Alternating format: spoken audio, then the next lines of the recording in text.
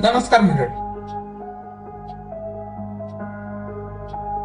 मराठी भूतांच्या गोष्टी या युट्यूब चॅनलवर आपलं स्वागत.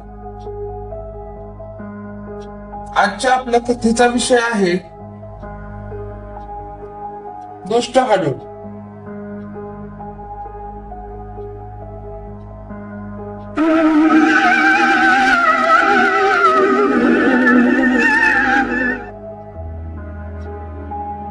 माझ्या बहिणीचं या वर्षीच लग्न झालं. भाऊबीजेला मी तिच्या घरी गेलो होतो. त्यांच्या शेजारीच एक फॅमिली राहत होती. त्यांच्या घरात रघुवीर बाबा म्हणून एक आजोबा होते. ते कायम पलंगावर झोपून असायचे.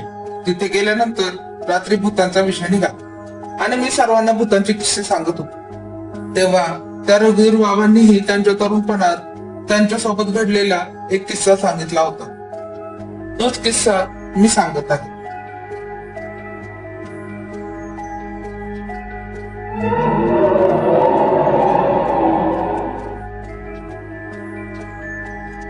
त्यावेळी रघुवीर बाबा किमान 28 ते 29 वर्ष वयाचे होते.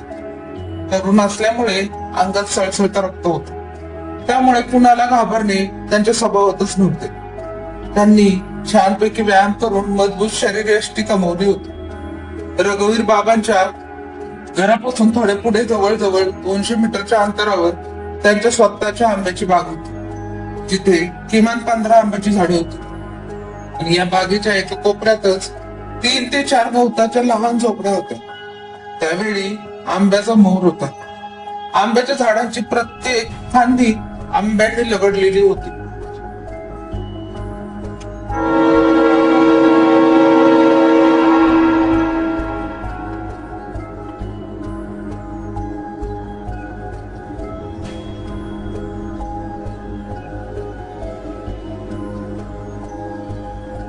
दिवसा रघुवीर बाबांच्या घरची कोणी व्यक्ती त्या बागेची राखण करत असत.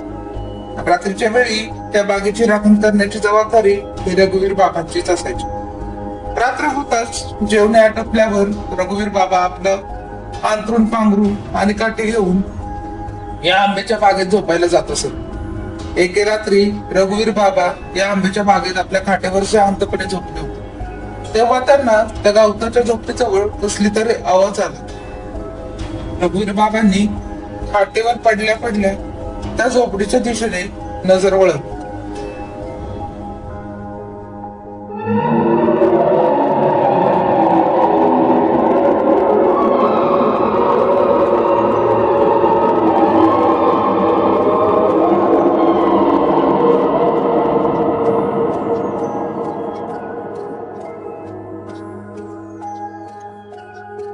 जिथे त्यांना काही गवताच्या पेंड्या हलताना दिसत होत.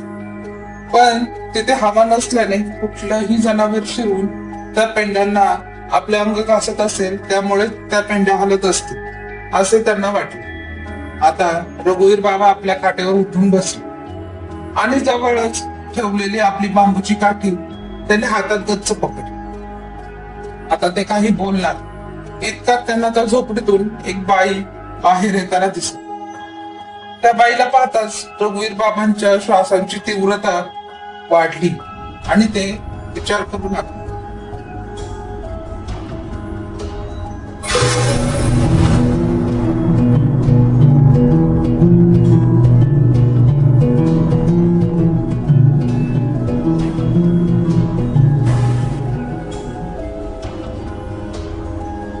इतक्या रात्री ही बाई या झोपडीत काय करत आहे?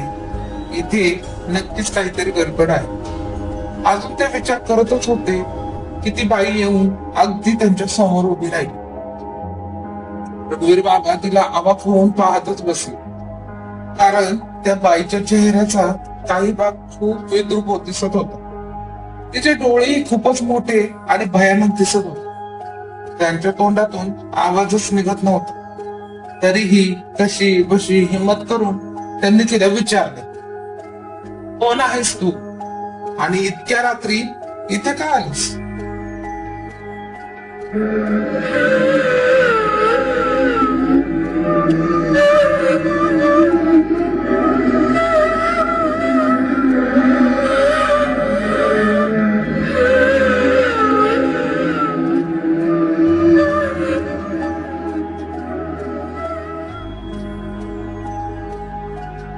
बाबांचा प्रश्न ऐकून ती बाई खूप मोठ्या आवाजात भयंकर सुलात आणि म्हणाली, मी एक अतृप्त आत्मा आहे आणि मी याच झोपडीत राहते.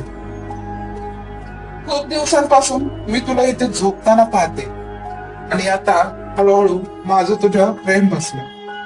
मला कायम आता तुझीच म्हणून राहायचं. रघुवीर बाबांना आता हे समजायला जास्त वेळ नाही लागला की ती एक हडळ आहे जिच्याबद्दल लोकांमध्ये चर्चा आहे की ती खूप वर्षापासून या बागेत एक जादूचे खेळ करणारा मदारी आला होता आणि 3-4 महिने या झोपडीत राहिला होता.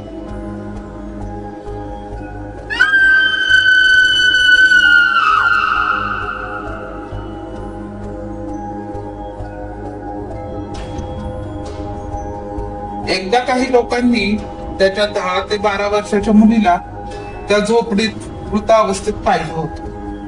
तेव्हापासून तो मदारी आपलं सामान घेऊन या गावातूनच पसार झाला होता आणि त्याच्या मुलीचा आत्मा आता हाडळ बनली होती कारण तिची गळा दाबून हत्या करण्यात आली. रघुवीर बाबांनी आता हळूहळू आपल्या भीतीवर नियंत्रण मिळवलं होतं आणि ते त्या हडळीला म्हणाले, तू एक मृतात्मा आहेस आणि मी एक जिवंत चालता फिरता माणूस. तूच सांग, मी कसा तुझा स्वीकार करू शकतो.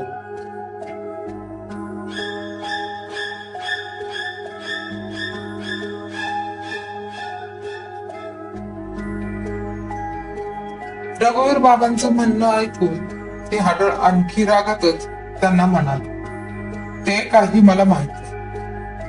मला जर का तू स्वीकारलं नाहीस तर मी तुझा जीव घेईन. कुठल्याही परिस्थितीत तुला माझा स्वीकार करावाच लागेल. यावर रघुवीर बाबा काहीच बोलले नाही.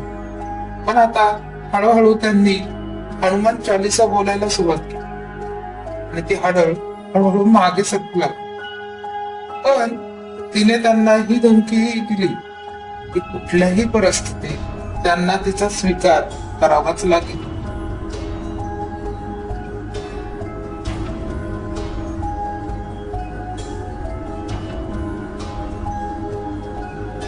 त्या दिवसानंतर रघुवीर बाबांनी त्या आढळीचा धसका घेतला. पण या घटनेबद्दल त्यांनी घरात कोणालाच काही सांगितले नाही. आता रात्र झाली की त्यांना मृत्यूच्या दहाड्यात गेल्याप्रमाणे वाटू लागले.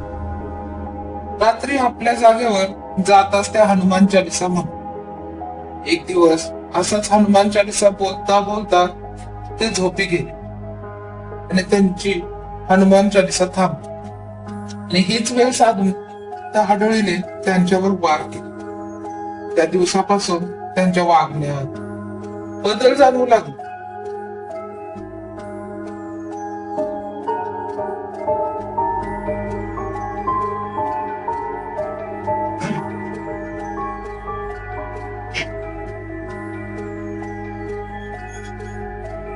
ते लहान सहान गोष्टींना घाबरू लागले. घरात एकटे असताना विचित्रासारखे बडबडू लागले. त्यांनी मोठ्या मेहनतीने कमावलेली शरीरयष्टी हळूहळू ढासळू लागली. दिवसेंदिवस ते आजारी पडू लागले. आता त्यांनी त्या हाडळीच्या भीतीने रात्री आंब्याच्या बागेत जाणंही बंद केले.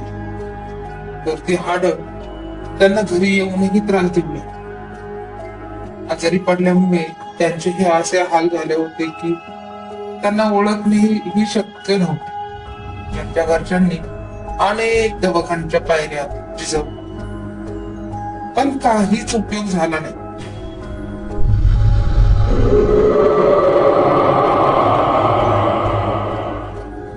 एकदा गावात तमाशाचा फोड आला होता आणि थोडीशी करमणूक म्हणून रघुवीर बाबांचे मित्र त्यांना तमाशा बघण्यासाठी घेऊन गेले. तिथे तमाशाचा नाच सुरू होता. तिथेच एक पानपट्टीही होती.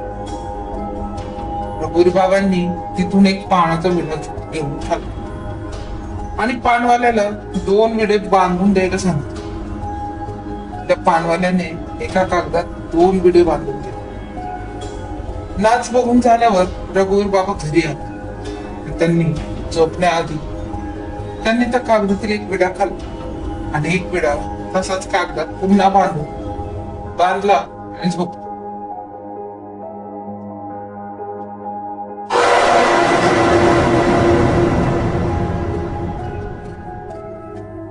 रात्री रघुवीर बाबांसोबत एक चमत्कार घडला. त्या रात्री ती हाडळ त्यांच्या जवळच फिरकली नाही. रघुवीर बाबांना जाग आली तेव्हा ते खूप आनंदित झाले. त्यांना वाटले की विड्याच्या पानाने उशाशी घेऊन झोपल्यामुळे कदाचित ते हाडळ जवळ आली नसेल. दुसऱ्या दिवशी त्यांनी आपल्या जवळ असलेला तो दुसरा विडा न खाता तसंच आपल्या बटव्यात ठेवून ते झोपले. त्या रात्री ती हाडळ त्यांच्या खाटीजवळ आली, पण काही अंतरावर उभी राहून मोठ्याने ओरडू लागली.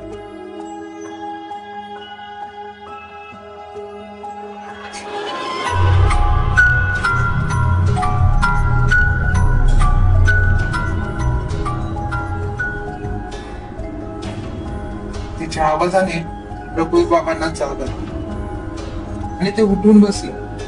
ते हाडळ त्यांना म्हणाले, ज्या बटव्यात जो पान लपेटलेला कागद आहे तो फेकून. पण रघुवीर काकांनी तसं करण्यास नकार दिला. खूप प्रयत्न करूनही आपला हेतू साध्य होत नाहीये हे पाहताच ते हाडळ रडत रडत पुन्हा आपल्या झोपडीत निघून गेले. त्यानंतर मात्र त्यांना झोप लागली नाही. रघुवीर बाबांनी आपल्या बटव्यातून तो पान लपेटलेला कागद बाहेर काढला आणि टॉर्चच्या प्रकाशात तो कागद न्याहाळून पाहू लागले. ते पाहून त्यांना फार आश्चर्य वाटले.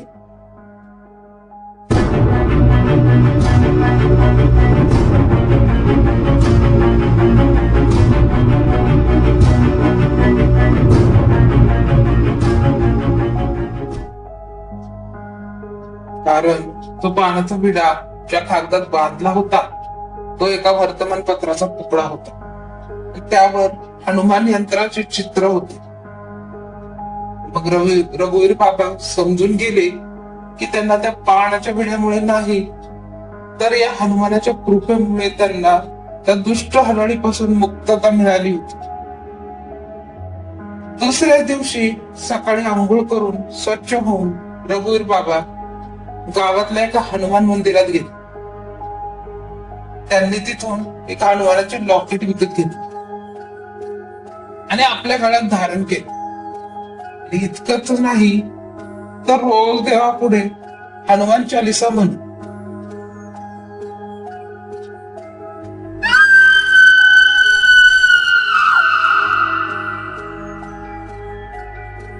रोज रात्री झोपताना हनुमान चालीसाचे पुस्तक आपल्या उशाशी घेऊन झोप.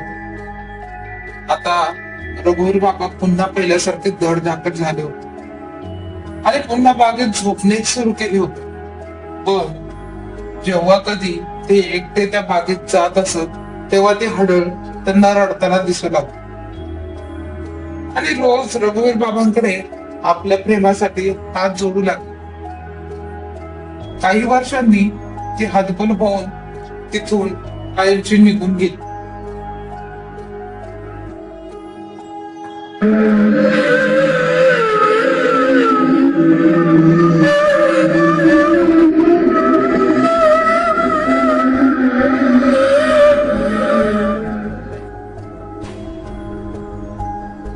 धन्यवाद.